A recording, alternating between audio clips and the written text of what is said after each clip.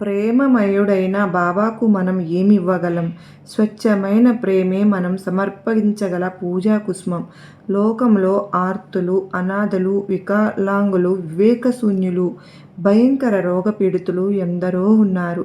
తగిన సమయానికి వారికి సహాయం అందించటమే నిజంగా మనం బాబాపై చూపించే ప్రేమ.